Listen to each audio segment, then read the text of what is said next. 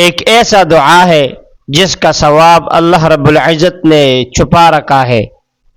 ابن ماجہ میں حضرت ابن عمر رضی اللہ عنہ سے روایت ہے کہ رسول اللہ صلی اللہ علیہ وسلم نے فرمایا، ایک شخص نے ایک مرتبہ کہا، یا رب لک الحمد کما ينبغی لجلال وجہک وعظیم سلطانک، یا رب لک الحمد کما ينبغی لجلال وجہک وعظیم سلطانک۔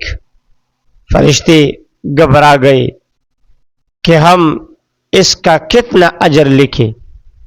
آخر اللہ تعالی نے انہوں نے عرض کی کہ تیرے ایک بندے نے ایک ایسا کلمہ کہا کہ ہم نہیں جانتے کہ اسے کس طرح لکھیں۔